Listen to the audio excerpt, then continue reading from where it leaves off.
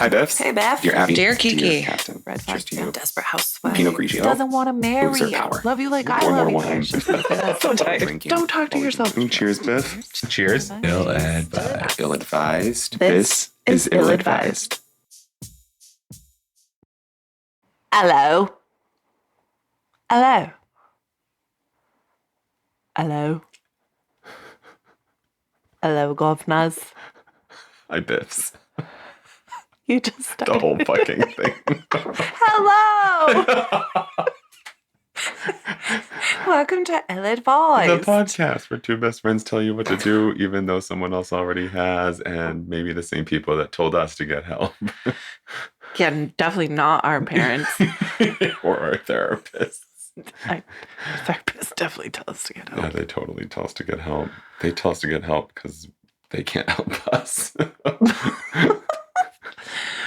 It's accurate. Lucy would be so upset to hear Oh you say my that. God. They can help us. They just need patience. Yeah, if I went to goddamn therapy. Yeah, if you went to goddamn therapy. When's the last time you went to the rapey? Am I allowed to say that? Can I get rid of that? You can fucking say whatever It's you spelled want. that way. Yeah. But I Your- don't, you know I don't mean English what I is your said. second language. True story. So you literally It's can my say third. it. So you literally can No say shit, that. I should have tried pulling that off. Not the rapey, therapy. When's the last time you went to therapy? I actually don't know. I switched to 3 weeks and then missed my third week one. And so I haven't. Chop chop. Yeah. But I'm not gonna chop. Chop chop. Yeah.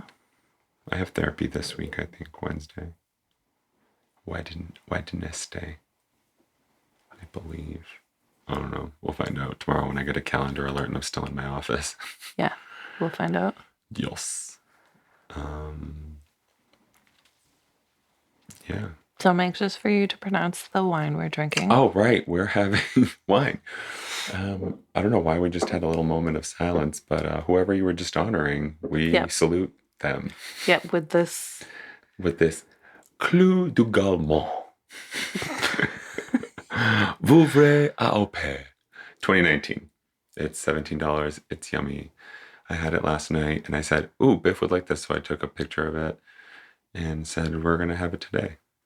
Yeah, it comes equipped with floaties and everything. Yeah, I think those floaties are the broken cork that we were fighting with. Well, then I got a black piece of the cork. Yeah, well, cheers. Cheers. To your black cork.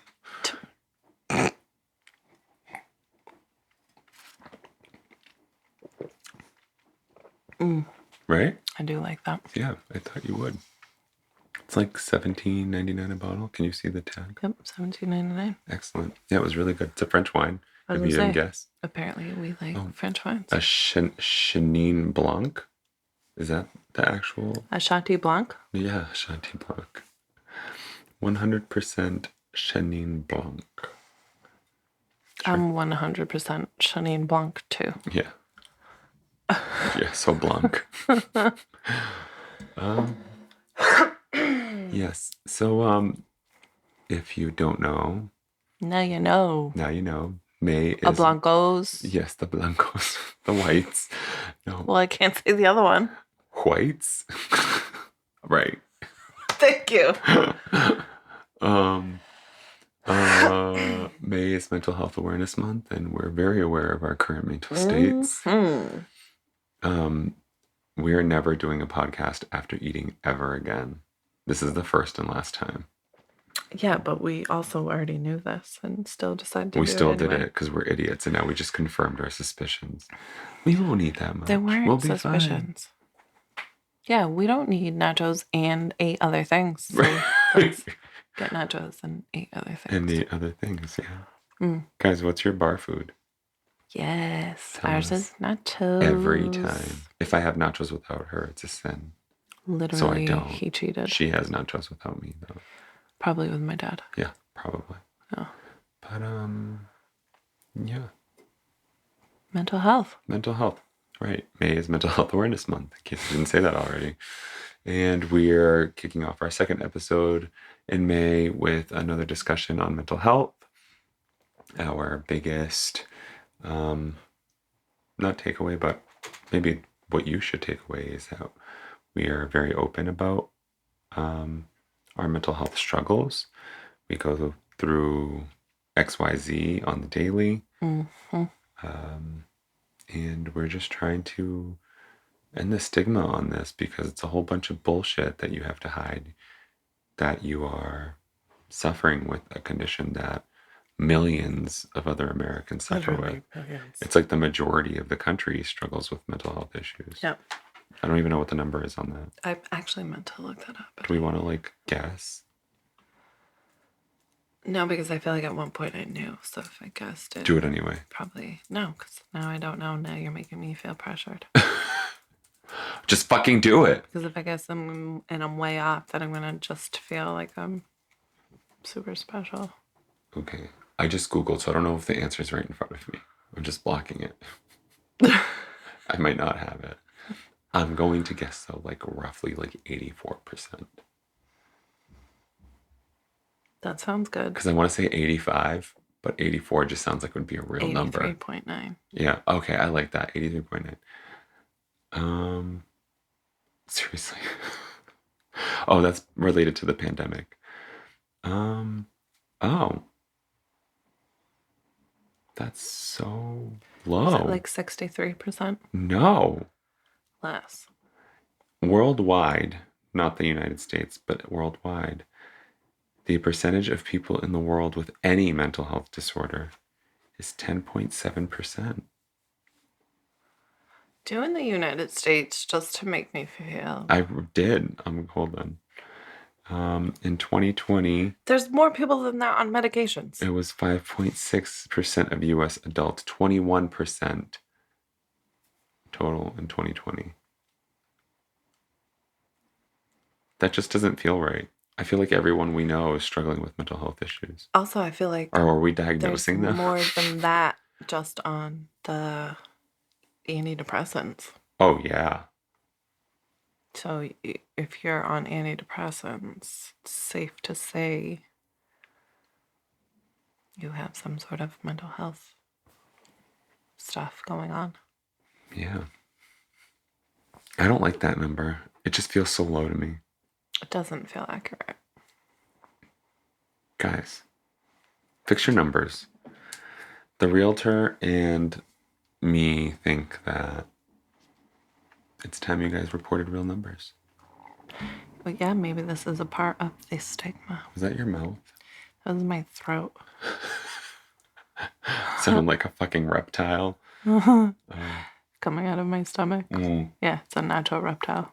Let's see. How was your week, Beth? It's a good kickoff for mental health issues. Yeah, I mean, it wasn't terrible. I definitely had a couple of those I'm gonna go crazy days. But I also had some relieving stuff going on. So I'm like in the process of about to be starting my next chapter in life. So that feels good. And also a little bit like, am I mentally prepared for this yet? Like, yes, this is what I want and need. Although I didn't expect it to happen tomorrow. So. Right. So. You're like, you took step number 1 and step number 2 snuck up on you. Literally, it was like, okay, well, perfect. We'll start now. And it's like, oh, shit. And cueing all the world anxieties. Yeah. There you go. Yeah, so. Yep. How about you? I'm a hot mess, girl, you know. No, I had a pretty decent week. No real complaints. Other than, work. It's super busy. But everything's been pretty good. Any, I don't want to say issues, any situations that are relevant to our mental health awareness stuff? We talked about something earlier, right? Where we have our best conversations when we don't have a microphone in front of us. Mm-hmm. I don't remember what it was. Okay, so, well, I have something to start us off with. Okay, hit But us. also, 13.2% of Americans 18 and over are on antidepressants. That's so low. So, I don't know how 10% of Americans suffer. No, we have 20-something percent. 21% suffer of any mental illness. Yeah, 21. In America. Right. In the US. So 21 and 13% of that 21 is on medications. Medicated. Wow. Which isn't a big number because it's 13% of the 20%. Right. So it's 13% of the sample group, I suppose. Don't fucking talk to me about statistics. I'm so sorry. I'm so sorry. So anyways, kicking off. Yes. There was something last week that you said that we had touched on, but I kind of wanted to get more into it in depth. You had mentioned that you struggle with depression and anxiety. Wait, did I mention that we're talking about our own personal experiences? I did, right? Yes. I think Guys, last tell week me. you said that. Yeah, but just now, I think I did. I don't know. I was Googling. And good night, ladies and gentlemen. You've not advised. Thanks for listening. Yeah, so you've been diagnosed with and are currently medicated for depression and anxiety. Mm-hmm. I am also diagnosed. I'm also depressed with anxiety. That's what I was going to say. Yes, I'd like to be depressed with anxiety rather than be depressed and anxiety. But I mean, when we talked, I mentioned this, that I've known you for 20-something years, and, we know each other quite freaking well. We do? So I would, if somebody asked, I would say, like, yeah, like, he has anxiety, blah, blah, blah.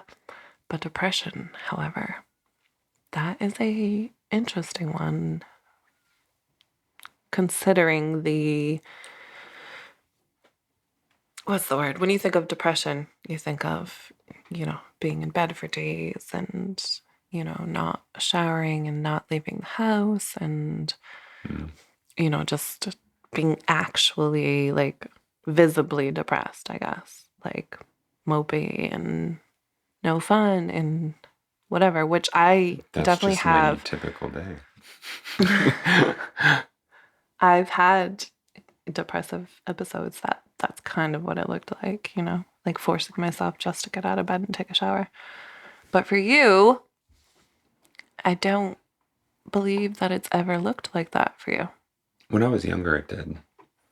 When I was younger, as a teenager in high school, that was me. Don't want to get up, don't have energy for anything. Like lethargy city. Yeah. But as I got older, it looked different. I was very, I guess, high functioning. Is that the right term? I feel like yes, but I also feel like no, because like people could be the stereotypical depressed but still be high functioning, I feel like. You know what I mean? Does that make sense? Yes. I actually think I know exactly what you're saying. For me, it was just You're the fucking just went opposite. about my emotions. Yeah. You're super I went opposite. about my daily. You don't stop. I still don't. Right. Well, actually, I've been doing a pretty good job lately. I'm just going to say that, and that's it. But... Not fair. To who? All of us. You know all the details. It's just, I've been kicking back and enjoying my life, that's all. Good. Yeah, no, it's different for me because I have always had that sense of responsibility too. I know that for me to get from A to B or for me to get what I want, I have to work at it. So I just continue. I guess my motivator is that, like, I've been through this before. I'm going to get through it again.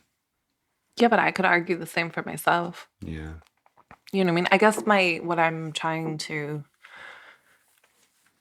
I guess my point of this is like, if there's people out there that maybe aren't sure that they have, anxiety or depression, because maybe theirs looks more like how yours looks, but they recognize that something might be off still, but they wouldn't think of it as depression because they're the opposite of Right. It's not the TV right. stereotype depressed bipolar person.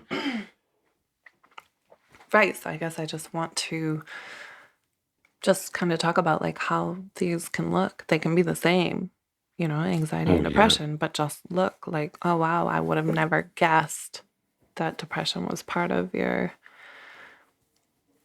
struggles. Yeah. I mean, anxiety is all over my face all the time.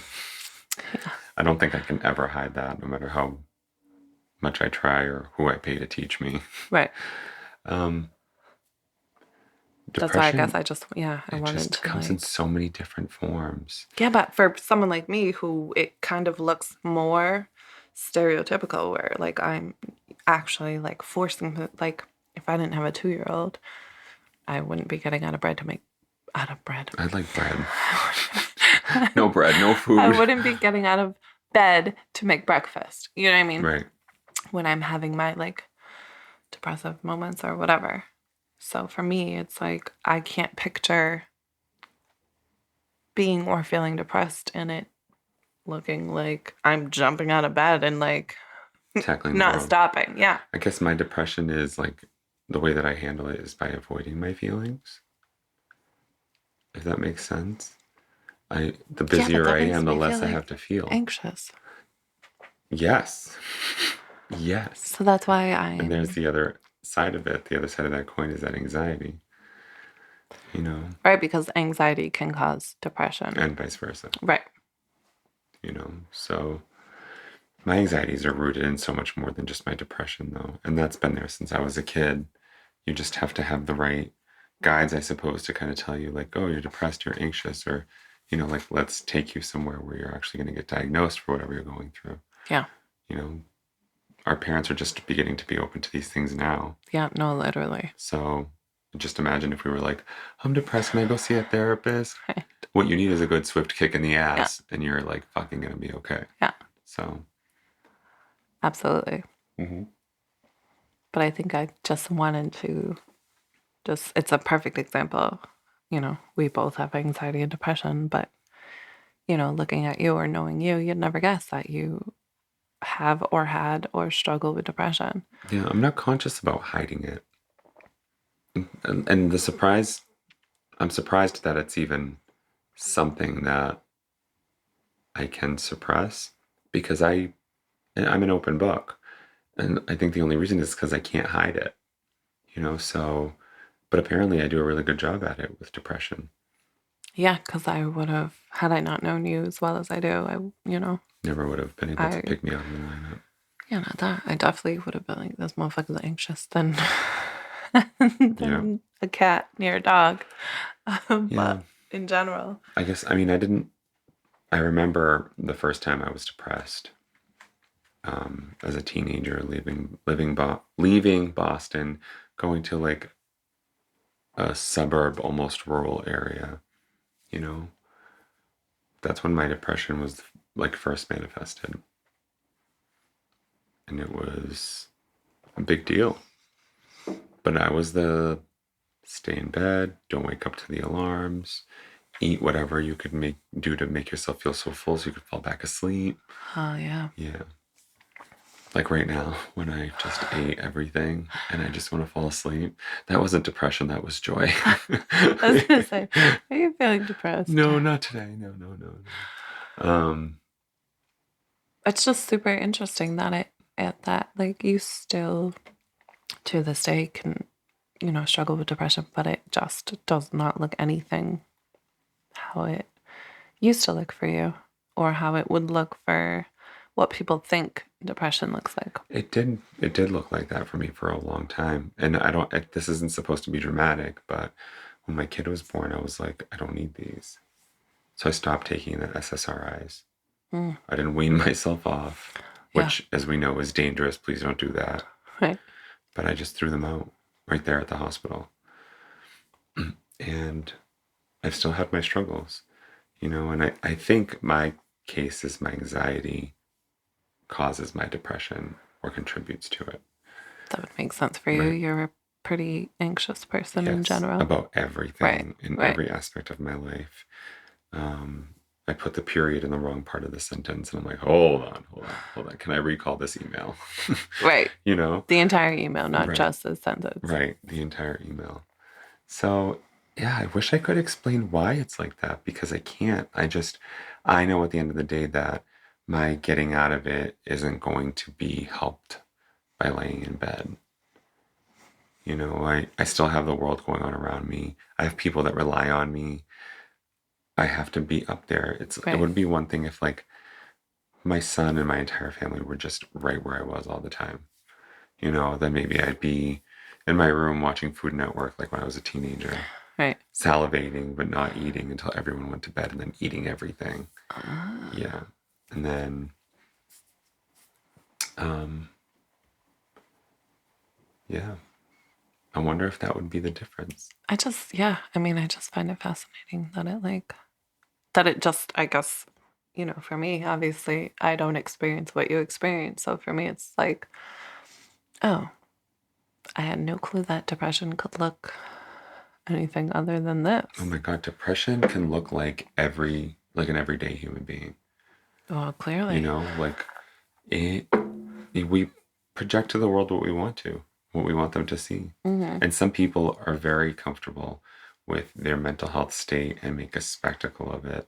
Not a spectacle, but you know what I mean? Like they're okay with sharing it. And you still can't see it. They're just like, yeah, that's true. Like, are you really see depressed? It as them as like bummy or like someone ran over a squirrel and right. I saw it, that kind of stuff. Yeah, because I know for me, when I was going through like my really bad bouts of depression,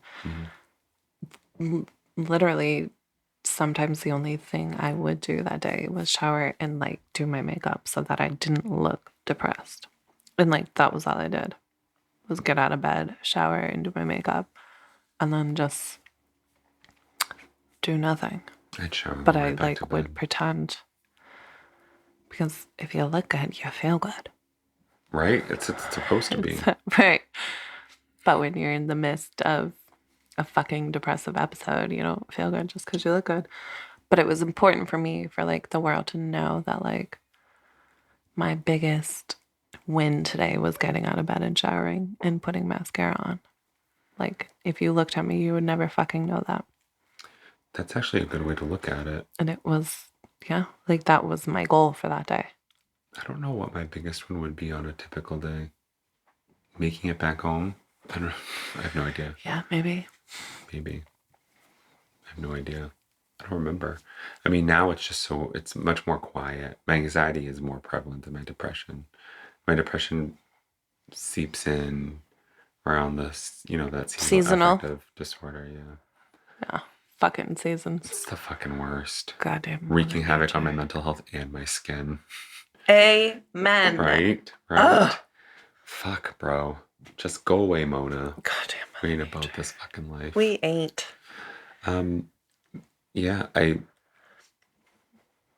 I cope by keeping busy. That's just my default. It's not that I'm necessarily avoiding it, because I guarantee you I'm thinking about whatever issues I'm going through. Right. And rationalizing them. But the other thing is I didn't have the outlets I had as a teenager that I do now. Oh, absolutely. And that was one of the big ones, is like going to the gym. I do my best thinking at the gym. Well, if I looked like you, I would too. No. Oh,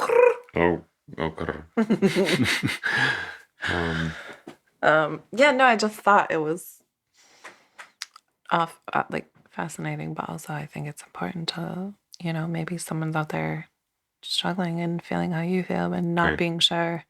Like I talked about in one episode that like I didn't even know anxiety was a thing until I was like 20. You know what I mean? I didn't fucking know it was a thing. Oh, I knew. It's like hereditary in our family. Yeah. Everyone's anxious in one way or another. Speaking of anxious, How do you feel like that's translated for you in like relationships or like romantic relationships? Oh my God. Especially now, like not as a teen. We were fucking disasters Yeah, as fuck teens. that. There was no. But like, I couldn't even tell you any genuine answers as a teen because we went yeah, over this last genuine. week. Genuine, I like, genuine I like answers. genuine. Genuine. Fuck this. Genuine. Like there's no authenticity to my to attributing my depression. Your mental health with your fucking teenage years? Well, I mean, Cause first of same. all, teenage years. Right, cause Because same. same, but also like the repressed part of my identity. Like there's just nothing I can tell you from that was genuine and authentic. Um, but as an adult, my anxiety has chased my relationships away. They've made other people feel insecure or feel inadequate. Um, it's crippling to everybody. It's a 360 effect. There's a radius, Yeah. and the people around you pick up on that energy and they pick up on your disposition. And that right there, especially romantically, nobody wants to be with an anxious person where that anxiety comes out as trust issues or that anxiety So comes let's out talk about as, that. oh Lord. Let's talk about Let's anxiousness and trust issues. Okay, good. Oh, but only if you're gonna join me. Why do you think I picked that specific one? I'm very privy to anxiety and trust issues. No, but you mentioned how like your anxiety can make someone else feel inadequate or insecure and that's really interesting because you wouldn't think about that. You would Right. think about how it would make you feel insecure or you feel inadequate, Right. but not someone else. So how do you think that all translates? Like how do you think you feeling anxious is making your partner feel insecure? This is literally like a game of ping pong, but it's only to the person with anxiety, where you're realizing how anxious you are and you're bouncing it off this person. And now you're picking up on your anxiety and you bounce it off that person. And then it comes back to you. You're literally constantly But an feeling. example though, you bouncing your anxiety off of them in what form? What are you feeling anxious about? And how are they taking that as them in turn feeling insecure?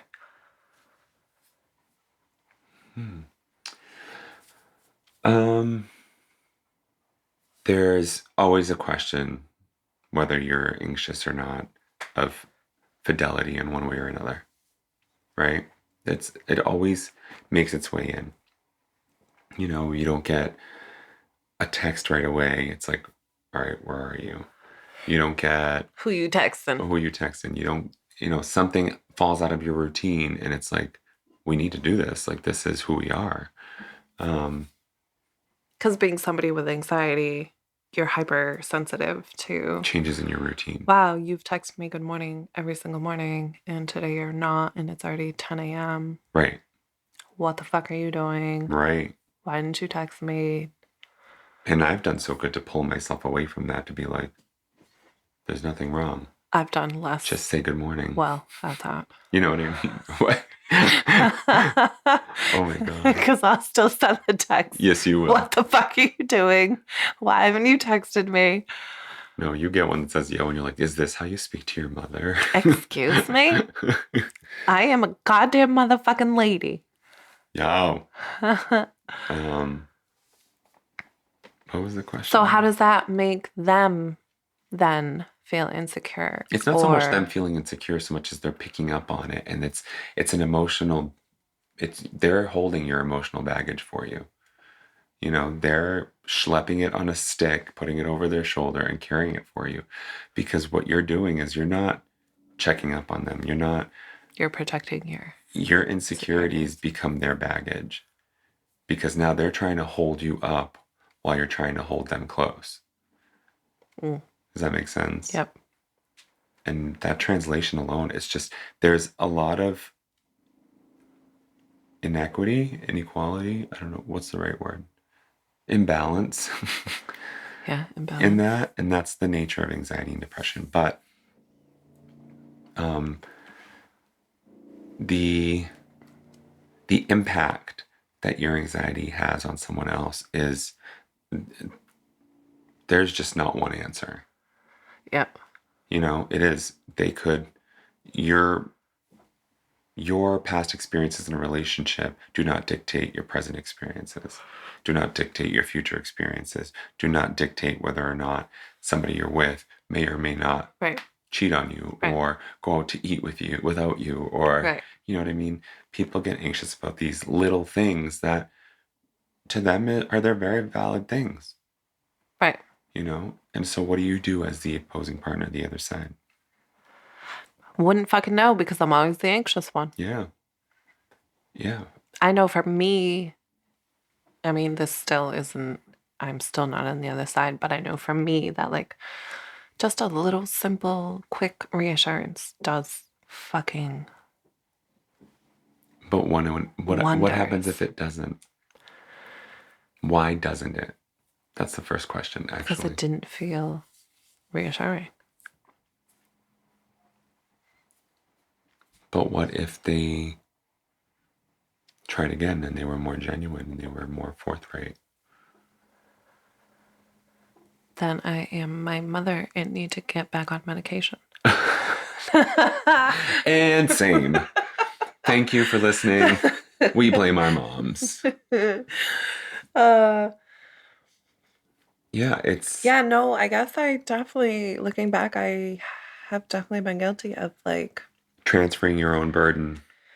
yeah, but also not receiving the reassurance the first time or the second time, and just like needing more reassurance, and like I need you to reassure your reassurance, which is probably insure it. exhausting. Yeah. Like if you tell me like, sorry babe, just woke up, my alarm clock never went off, right? That should be good enough. But it's not. But with anxiety, it's like you set your fucking, like Who your are you alarm with? clock is Who already are you set with? to go off weekly.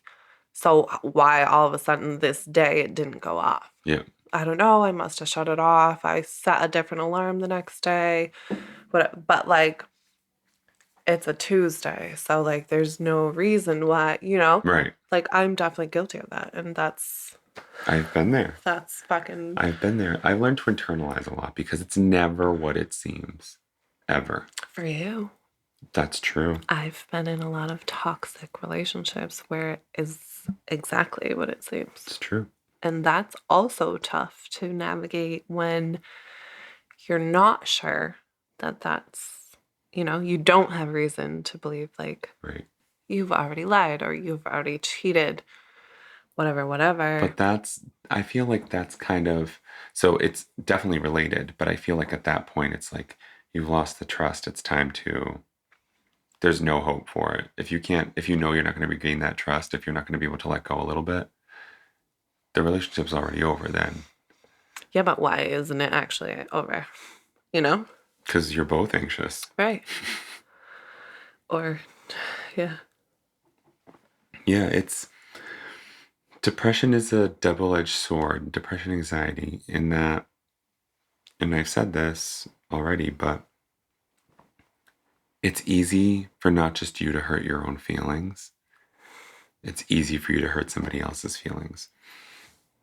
And a big thing with anxiety, and I'm not trying to stray off topic, but it's related. Somebody who's anxious constantly, especially based on, there are people who are anxious that are trying to kind of understand what the people around them are doing. And there are people who are anxious of the impact that they have other people too. And on other people. Did I say, I don't know. I don't know English. As I've made abundantly clear this entire podcast. Okay. But there are those people whose anxieties are fed off of that constant. Oh my God, I'm going to be a burden. Yeah. Oh my God, I can't ask for help. Exactly. Yeah. Exactly. It's so, I don't know, take this one over because I can't put into words. It's just not, it's not something I can articulate in a way that I can make somebody else understand. I mean, I feel like that's a huge part of the stigma with Yeah. mental health is that people that don't have anxiety, it's damn near impossible for them to understand. I You know, almost for feel it's even me, hard for them to anxiety, sympathize. Like, right. Well, that was kind of where I'm going, where like I was with a guy one time.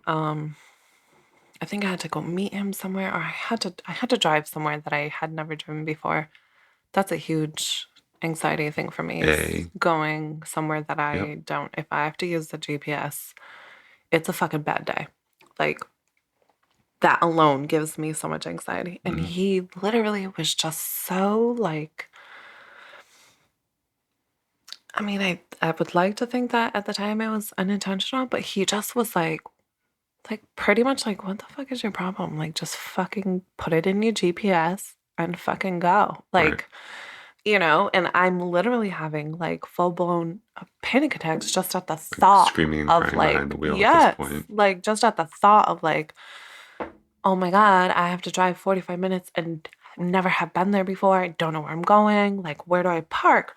What if I miss a turn? Like just fucking typical anxiety. Hmm. And he just was like, just very, it felt very cool. Like, just felt like, what is your fucking issue? Just put it in the fucking GPS and just like, you know, like, why is this a huge deal? This shouldn't be a huge deal. You know, and I felt like it was, had he never experienced those feelings of like anxiety or like the panic, he just literally was like baffled with like, what the fuck is your problem? Like, Yeah. what? You're literally driving to Well, a pet store. do Like, you I don't. feel like this? So this is what I was kind of working toward, and I distracted myself in the last time I talked. Question mark. Do you feel like that part of the anxiety wasn't so much about the driving, but it was a way of you to kind of sabotage or excuse yourself from having to fulfill that commitment that made you feel uncomfortable? I feel like that's a really great Yeah, because you look question. so fucking perplexed right now. So, say it one more time. Do you think that that was that was an anxiety that kind of came up as a way to keep you from having to fulfill that obligation? Did it was it essentially self-sabotage? That's how, because Okay. that's one of the forms that my anxiety takes form in, like 98% of the time. It's self-sabotage. So, yeah, I think, well, that specific situation, no. That one was like, oh, hey, like, can you just meet me here or can you, whatever you gotta do here? And it was like immediate, oh my God, like, yes, I can. And then it was just like, like Spaz Central. But yeah, that is an excellent question because there are times that even with like my daughter's father now, like he lives an hour, almost an hour from here. And like there's days that he'll just like out of the blue be like, hey, can you, bring the baby to this address, at 4 o'clock because I'm working a little bit later, whatever. And I'll like shut down Hmm. and like, nope, I, I mean, I venture to say I'll sometimes even pick an argument so that it turns into like, just fucking forget it. Like, and so then I don't Teach me have your to. ways. Right. So, yeah, I mean, that was a really good point and question of like, I know for me that in my relationships, that's what it looks like. yeah, It's self-sabotage to the extreme, but it's not something that I notice until it's too late. yeah. I did that in my last relationship. Um, there were so many other underlying issues going on there too, but I shut down and I didn't realize that that was me like pushing You him didn't want away. to deal with the anxiety, so you just, Closed it. yeah. And it just looked, and that was the self-sabotage part. Or like I was closing myself off to any genuine feelings or any genuine connection. Because you didn't want to deal with the anxiety. Right. So I just was, bye. Yeah. And I just became a blank wall. Yeah. You know, and any time that he wanted to discuss anything, I was kind of like, Over it. yeah. Oh my God, that's the perfect term for it. I was over it. And it Yeah. wasn't a reflection of the topic he wanted to talk about. It had everything to do with me.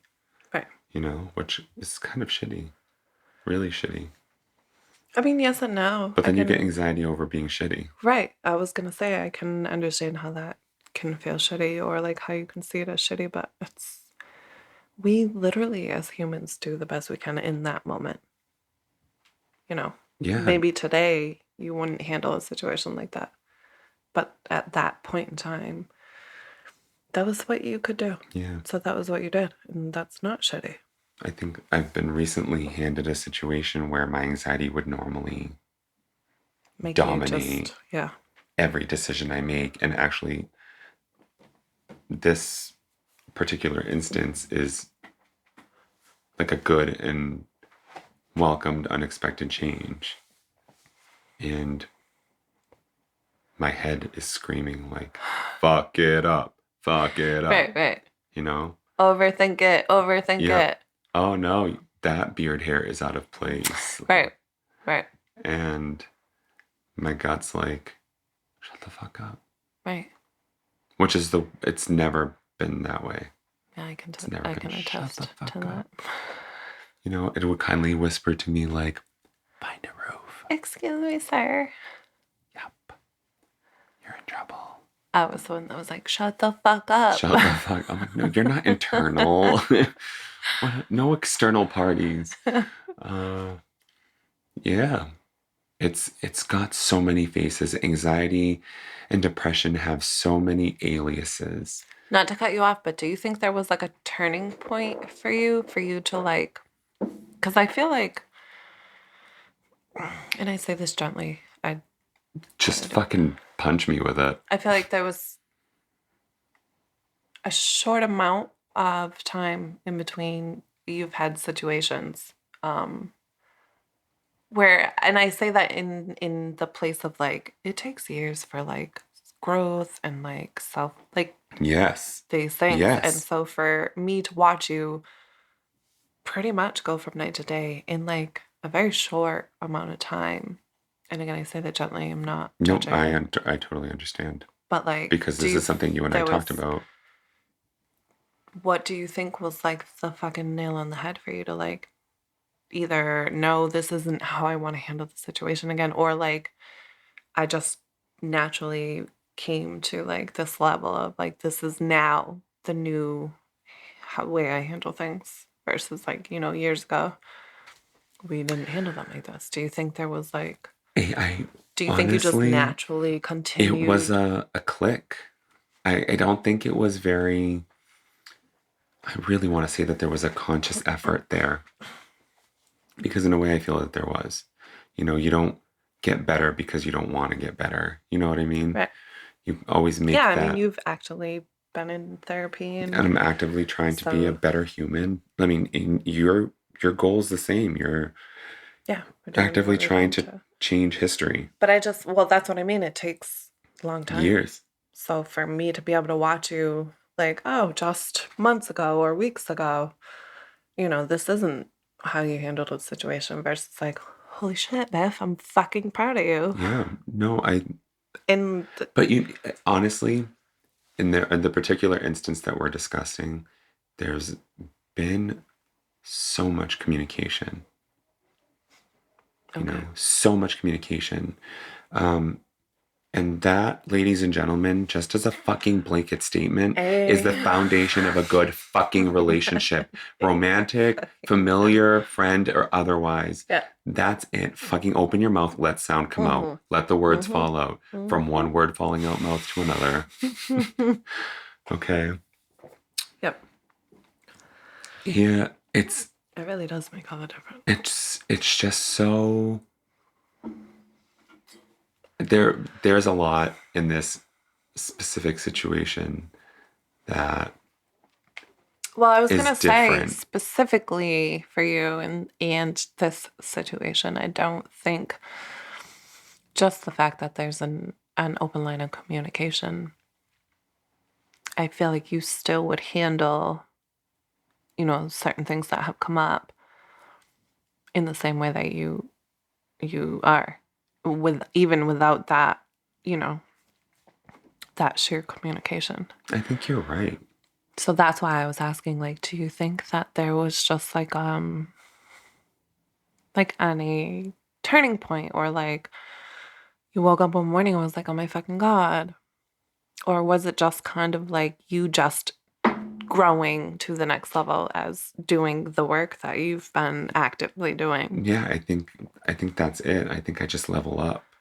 Yeah. I didn't Well, that's why I asked, because it was because I a don't seemingly feel short amount of time. right. I don't feel like I necessarily changed from who I was in one instance and then a couple months later be somebody new. I think I'm the same person. Our experiences make us wiser. Our experiences should open our eyes. Mm-hmm. Or they'll repeat themselves. And they certainly do. Mm-hmm.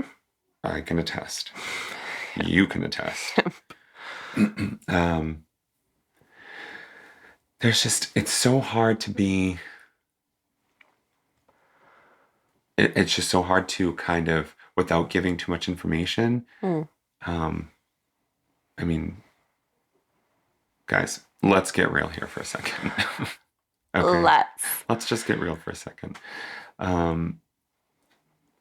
Between 1 week between telling this guy that I loved him and thinking that I wanted to be with him, an unexpected surprise happened, and I've just been following my gut, and I haven't been questioning it, which You mean after the breakup? Right. I'm sorry. So sorry. I'm a slut. Right, I was going to say, you're telling one man you love him and want to be with him, and now you're at the same with time. a different guy. No, Right. No. You had a breakup. I had a breakup. That you regretted. That I regretted, or seemingly thought I did. Right. In the moment. Felt. And I admitted to you today that I'm so glad that it didn't pan out the way I thought I wanted it to. Right. Because we would have just been in the same position we found ourselves in. Right. I would have broken his heart all over again.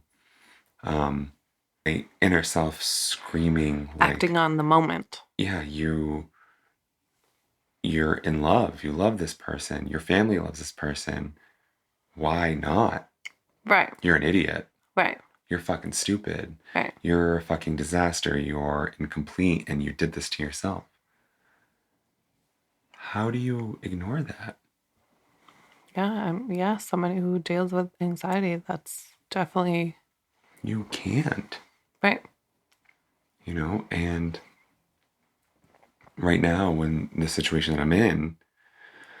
Well, yeah, that's what my anxiety is still there.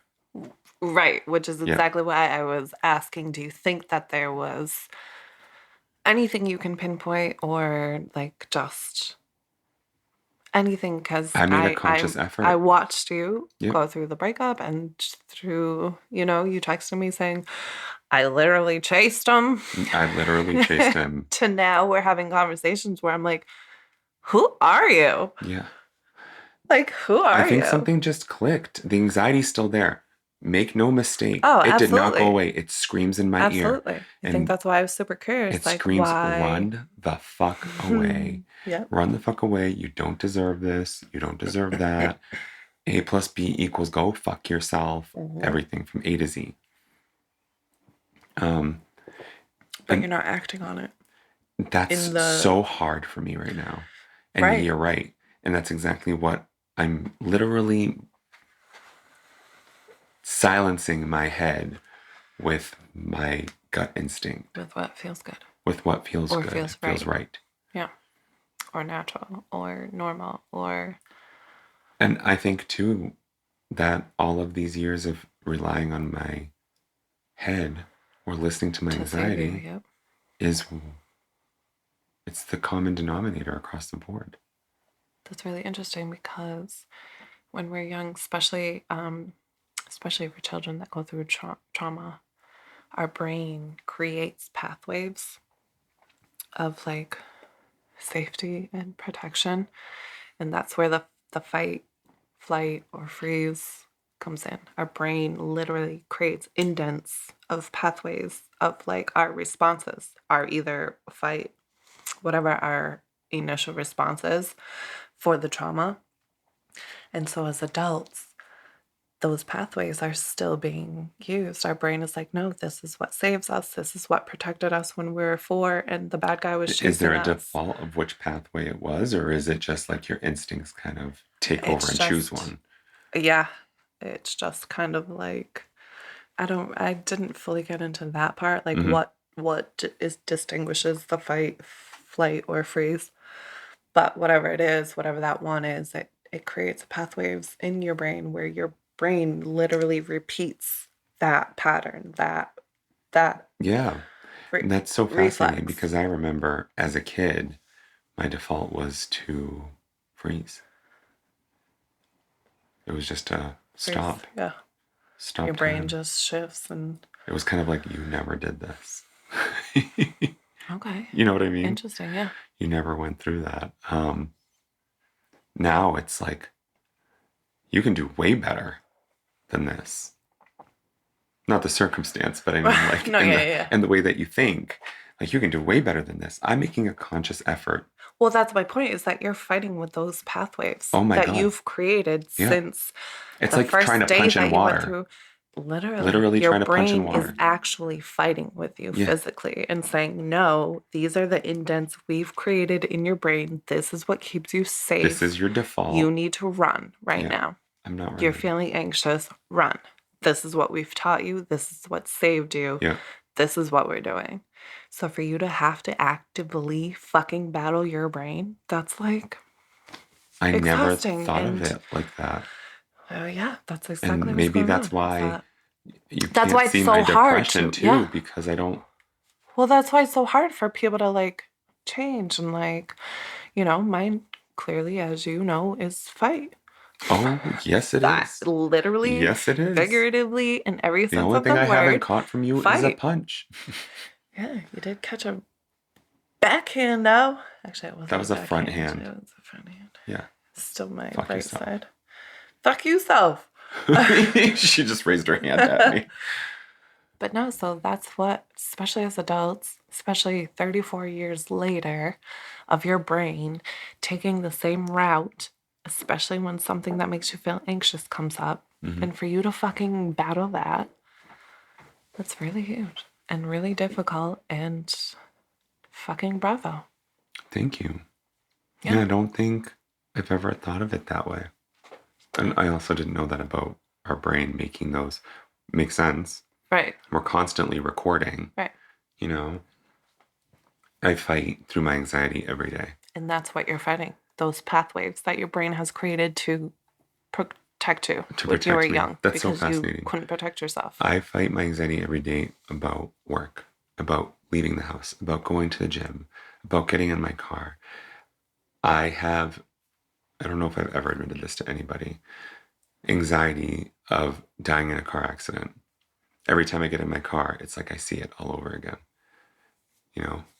There's just so... That's wicked funny because you're the shittiest driver. I'm the shittiest driver. Do you think that your anxiety is projecting? Probably. Probably like, you're going to be shitty so that you can react. Yeah. So this is just so fascinating. But yeah, I fight it every day. And this one, it just felt easier. In this case, it just felt more natural to say, fuck off. Pathways. Yeah. Fuck off pathways. I ain't F 12 off no more. pathways. Well, you can't say fuck all of a sudden. No, but I can write that as a podcast title. What was the one you just said? Yeah, we ain't 6 no more. We ain't 12 no more. Yeah, 12. It's so fucking... It's bizarre. Yeah. It's bizarre. Yeah. And I feel like that kind of can go back to like the stigma. It's like people that haven't struggled with this or haven't... Or don't know that they're struggling with it. Yeah, or that maybe haven't gone through such, severe traumas that their brain started making these indents in their actual brain of like, no, we're protecting you from now on. They don't see it. They just get over it. Mm-hmm. Just go get a job. Just fucking call the pizza place. Oh my Just God. get in the car and drive to the store that you've Just- never been to. Just say hi. Right. Just say hi. It's 2 fucking letters. It's 1 syllable. Yeah. It doesn't even take a full breath. Hi. Yeah. But that's our brain actually fighting with us. Like, nope. Safety Oh, mode. mine screams all day long. Yeah. All day long. And And that's I why I think recognize it. that's why I think that's so huge for you to like, it has seemed like a short amount of time for somebody to have to fucking, Mm-hmm. takes years and years, as we're Of both aware. practice. And I mean, we're still working on it. Literally. Because I'll years still later. send that text. What the fuck are you doing at 8:31 in the morning? Haven't texted me at 8:30. Right? That's my Yes, pathways. Yes, you are. Right? So it's like, I think it's big. Have you ever found yourself in a situation where you're fighting against your conscience? Well, no, I don't want to say conscience, your instinct. Yes. Well, I can relate Is more instinct to right? conscience. No. Conscience. I just had a situation I just talked to you about the other day. Yeah. Where I was literally caca, blah, blah, blah. Just fighting my guilt, which I learned is a huge part of my anxiety. Growing up, I was raised on like the guilt trips, and like that turned into like an everyday thing for me, and just turns into serious anxiety. And there was a situation where, well, I guess I don't really want to, but I was fighting with like, I really don't want to do that. That doesn't feel good. That's giving me anxiety. And then the other side of me was like, you're a piece of shit. Go like, you need to go. You need to do it. You have no reason why you wouldn't. And so it was like, oh, which is worse? Right. Am I a piece of shit for not going? Or is it okay that I don't go because it's making me feel very anxious and uncomfortable to have to go? Right. And it's like, typically my guilt would win every time. And I'd go and I'd be anxious and miserable and like, I should have never fucking done this. But my guilt would win every time. The example I used this morning in a similar discussion was I have the angel on one shoulder going like, do it. And then because the fucking devil's too big to sit on my fucking shoulder, he's sitting in the corner judging me. Yep. You know what I mean? Yep. So that's literally the most accurate that I can picture it, that I can paint it, Yeah, I feel like that's a huge thing for people with anxiety. It's like, is this my guilt? Is this my anxiety? That internal duality. It's a constant fight. It's exhausting. And we're sick of this shit. Yeah, that's why I'm not in therapy and on meds right now. I'm exhausted having to do so much work just to be normal. Oh my just God. to feel normal. Whatever the fuck just to that be means. normal. Yeah. I'm exhausted and I'm over it. And I don't want to keep having to try all these medications that are doing worse than good. Unfortunately, my body's not responding well to them. And it's exhausting. How many do you have to take? You know what I mean? Right. When's it going to be the right one? When it's too late to try it? Yeah. And that's where I'm at. But I also do feel the pull of like, you need meds stuff. Right. Like, you need meds. Yeah, my medications are very low dose, but I can feel it when I don't take them. Yeah. Not that it happens often at all. I'm so regimented because of my anxiety. Mm-hmm. Get up and go to the gym. Right. Or you're going to be a loser. Or you're fat. Get up and go to the gym. Yeah.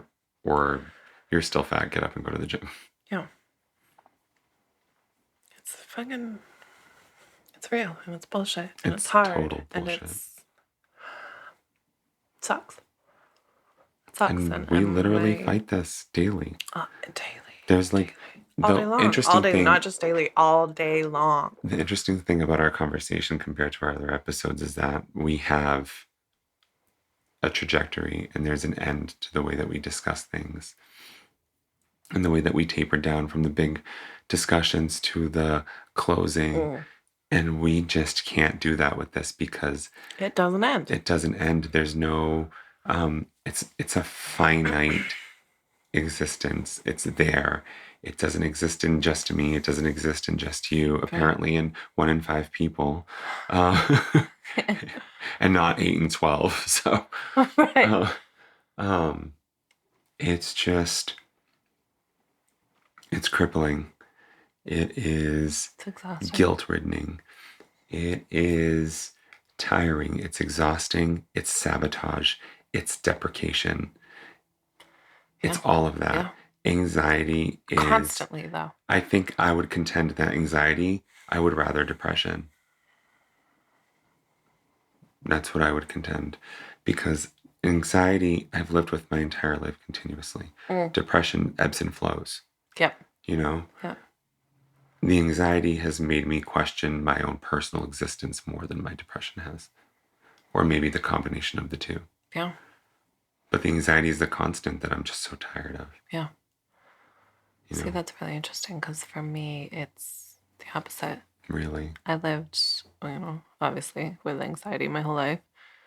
But I also wasn't aware that it was that just became who I was. And like it turned into a big family joke. Like, yeah, we're going to have pizza if Steph orders it. Like it was what it was. And I think for me, the bouts of depression in between, that was like, okay, did I not think I had issues before? Like now I'm literally trying to convince myself to get out of bed or like to just take a shower and put mascara on. Like that's fucking not, like that's not normal. So for me, the anxiety was normal. Whereas the depression was like, okay, like this, nobody can know about this. Whereas before the anxiety was like a ongoing joke for like my family and friends. Right? And like, oh, Steph's got a doctor's appointment. Guess she's not going to that. Or like, guess I got to go with her to that. Or, but the depression was like, I can't tell them that like it was a feat for me to get out of bed. Like Mine was, stop crying. Why are you crying? Yeah. Stop crying. Yeah. You're a male. Especially when you didn't know why you were crying.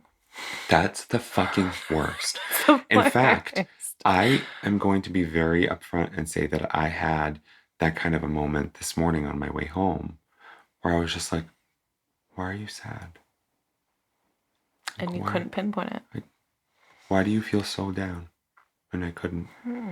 I had a interesting but good night, and I had a very good morning and great conversation, and on my way home I was down and blah. And even when I got here, I was like, I have this funk. I don't know where it's from. Yeah. It's just shrouding this entire fucking world. Right. And that's anxiety. Yep. That's just how it works. Or bipolar disorder. I'm not diagnosed. I don't know yet. I half am happy. Right. It just doesn't look. I guess the whole purpose of this Q&A between us is anxiety and depression don't look like I'm going to stay in bed all day long. The stereotype. Anxiety and depression also looks like, let me bury myself in my work. It also looks like, should I do this thing, even though it feels terrible to think about doing, but I feel guilty about not doing it. It's a motivation thing. It's guilt, it's familial, it's romantic, it's every aspect of your life is affected by this. Literally every fucking aspect. And it's up to you to seek that help. And there are so many resources out there for you.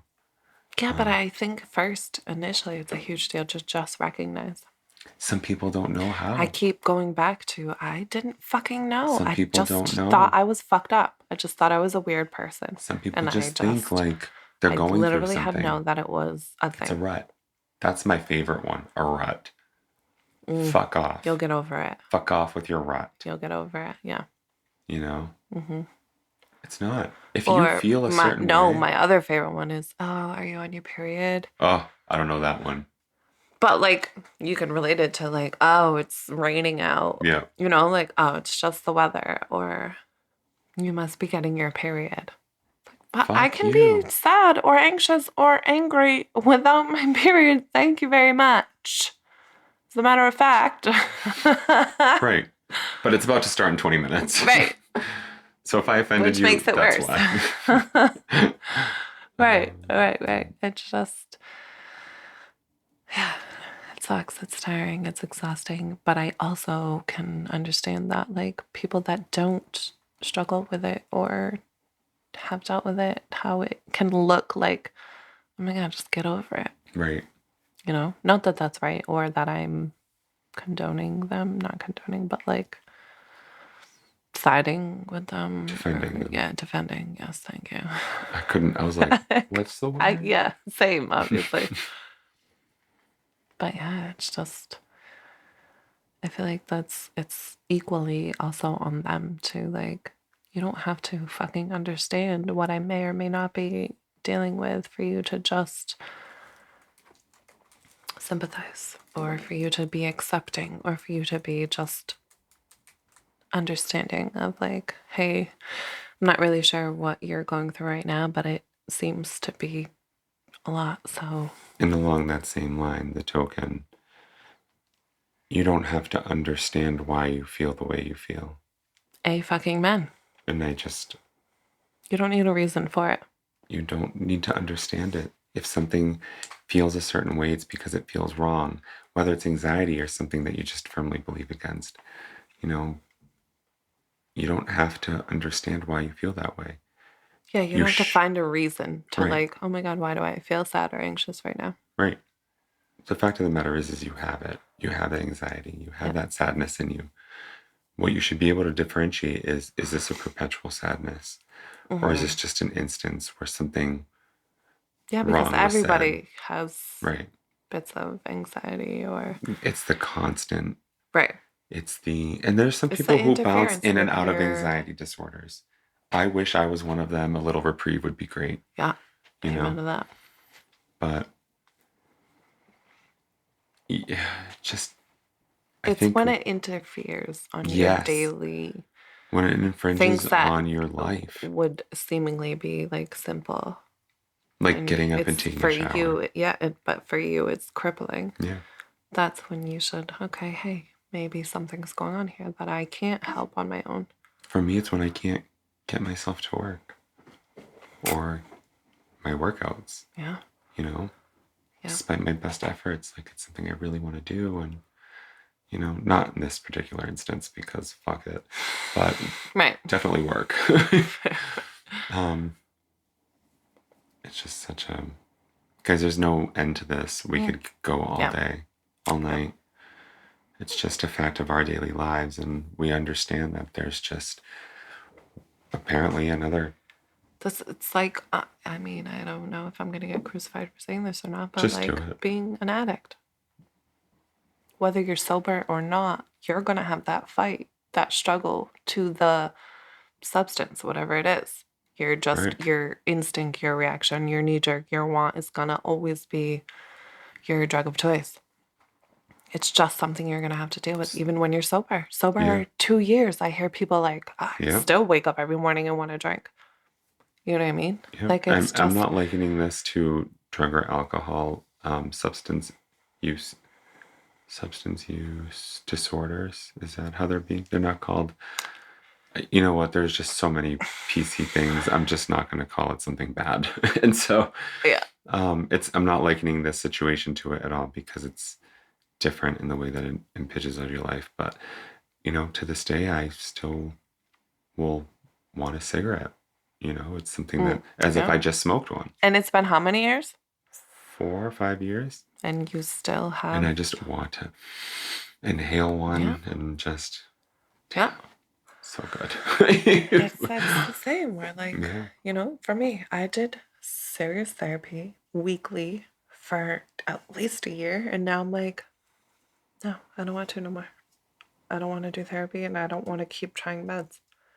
And I notice moments where I'm like, all right, this is why I was in therapy, or this is why I was trying medications. Mm-hmm.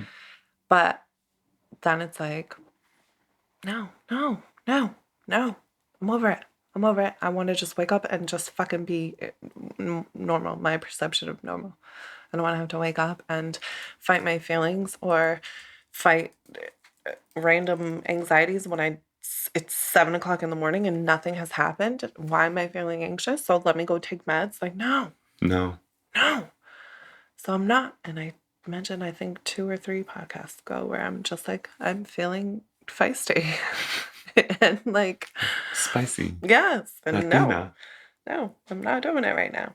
At some point, I obviously will return and continue to have to fight with this. And you have a lot of moving parts too. So I think that you're on the verge of something that's going to give you a big break right now. Yeah. And, maybe that's going to help you determine whether or not, changing up your routine. Yeah, for sure. Whether or not it's going to help you with your anxiety. Anxiety and depression, usually. Or if it's going to make it worse.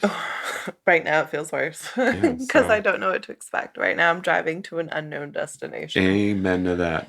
Don't even need the GPS. Exactly. Fuck you, anxiety. Exactly.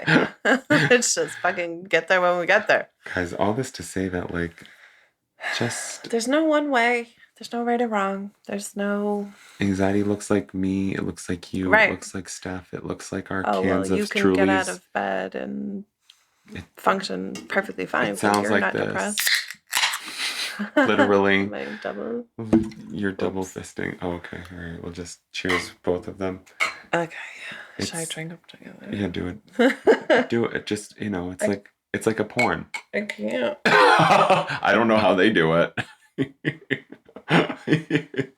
Ew, stop it. Did it work? Was it okay? It was okay. I don't think I got enough of each, but... I'd try it, but I finished my wine and... Well, cheers to you. Cheers to me. I obviously have been the talking one. Well, sure. Yes. No, it's just... Anxiety is its own identity. Yep. That's it. You have your alter ego. You can bust out your Sasha Fierce. A fucking man. But... That's how I got all my jobs. Or you could be Beyonce. Or you could be anxiety. Or you could be all them motherfuckers. On any given... In any given hour. Literally moment. Anxiety is crippling. It's deafening. It's blinding. Yeah, and I know I probably said this 2 or 3 times already, but I just feel like it's super important to you could be struggling with anxiety and depression and not know that's what it is. Yep. So for me, that was literally life-changing. When my sister just out of the blue, just out of the blue, so casually, nonchalantly, oh, bitch, that's anxiety. And I was like, what? She's like, yeah, it's anxiety. Go see a fucking therapist. Yeah, I don't even know. I can't pinpoint my moment. Oh my fucking God. And I went and they were like, oh yeah, you got severe anxiety and depression and PTSD. Yeah. I was like, what the fuck? You're a whole study. We don't know why you have hair on your head still. Mind you, it was gray. I don't have any. Yep. It's still gray. Guys, thank you so much for listening to our diatribe. Yes. This is the whole point. We want to share our personal experiences. We deal with it daily, and... Doesn't need an excuse or I reason. Wouldn't call this our funniest episode for damn sure. But, Sorry, nothing funny about this shit. Well, it's not just Unless that. I'm stabbing my ex with a fork. We're really good about making light of the serious... Please do it. I'm sorry. Did. Yes. I literally did. Unless we're making light... Or rather, we like to bring a little levity to these situations and these discussions, right? So when we're reading from advice columnists... It's our natural, normal. Yeah, and that's how we do. We deal with things comically. To this day, since we were kids, it doesn't end that way. So... But this is something that we deal with so regularly that I think the discussion kind of guided itself. We didn't need to take those comical breaks, we'll still do them for sure. Yeah. Yeah. But I think we're really just trying to get the message and awareness out there. yeah, Like, this just shit's real and a thing, and you're not alone, and there's help, so much help. and people don't have to acknowledge or understand or accept what you're going through or dealing with for it to be valid. Totally agree. 100% agree. As we all know, with Mental Health Awareness Month, one of the big things that we that comes to light, either through us or through other organizations, a big thing is the product of mental health or the result of mental health, and that's just suicide prevention. Oh my God. Please. It's actually very heavy. I just need to put this out there across the board. Reach out for help, reach out to us, reach out to your family, your friends, your guidance counselors, your doctors, your nurses, the adult next door, your best friend. Talk to a fucking wall. Write a note. Write a help. note. Slip it under someone's door. Put your phone number on it. Call a hotline that you don't have to. So that's what I'm getting at. I did pull up the National Suicide Prevention Hotline, available 24 hours. Main languages are English and Spanish. I'm sure they have a language line for everyone else. You can call them. Actually, if you search Suicide Prevention Hotline on Google, you can pull up their online chat with the click of a button. Oh, even better. Yep. You don't have to talk to anyone. You don't have to talk. But if you do want to talk, and I recommend for the sake of catharsis, have that one-on-one with somebody in some way or another. Or just fucking text them. Who cares? Yeah. It's 800-273-8255 or suicidepreventionlifeline.org for more information and more resources. This is a cause, mental health awareness, mental health treatment. It's a cause near and dear to us for so many reasons, not just that it impacts us on a daily basis. Yeah, my cousin committed suicide. We've lost friends. My mother's been hospitalized for severe issues. And thank God she's better now. But we've faced it.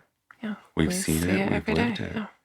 Yeah. So get your help. Reach out to your BiFFs. But the trickiest thing I just want to point out is that when I'm depressed, the last thing I'm about to do is call or text someone to say I'm depressed or I'm gonna kill myself. It's just such a fucking double-edged sword. Yeah. I think that if you think you might be depressed, finding out through your doctor that you're not is better than finding out too late.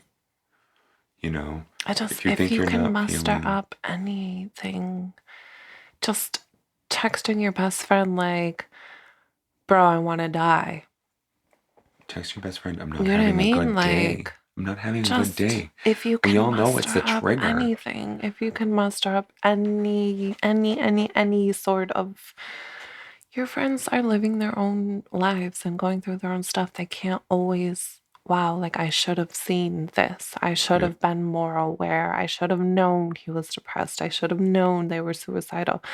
Your friends, they drop the ball sometimes. They're human and going through their own stuff. And it's not to blame anyone or point fingers at anyone. Just if you can manage in any form to reach out for that help, please try to find that courage and that strength to do so, because it matters. But also it matters. Check in on your introverted friends. Oh God. And your strong friends. And your strong friends, but your introverted friends, sometimes they're not a recluse. Ever, yeah. Sometimes it's just anxiety and depression in its purest form, and you can't see it because and they're not going to reach out because they don't want to burden anyone because of their anxiety. Oh. Yeah. Oh. I don't know. Oh. I don't know nothing about that. How would you? Why would I? Guys, I know it's been heavy. Thank you so much for sticking with us. We've got 2 more episodes like this, maybe not this specific. I was going to say, I feel like we've gotten through the sludge of it. But we have 2 more of our mental health month posts. They're important to us. We hope they're important to you. And again, if they're not, well, tune in 3 weeks. Go back and replay episode 10. Coffee Shop Karen. That's right. No, that's episode 9. No. Yeah, Coffee Shop Karen's episode 9. What's 10? 10 is the one with Jenny and Kelly. Oh, goddamn. Yeah. I thought I was... Episode 9 or 10. Or episode 13 was funny. And 12. Guys, I love our show. I'm sorry. I'm just going to plug it all. Just fucking listen. Yeah. And message us. Yes. Facebook, Instagram. Ill-Advised the podcast on both. Thank you very much. You're so very fucking welcome. And you've been illadvised@gmail.com. Send us your message, your questions. We'll get back on our regular format soon, but this month is too important for us to kind of ignore it. Yeah, I agreed. So, as always, be safe. Thank you for listening. You've been ill-advised.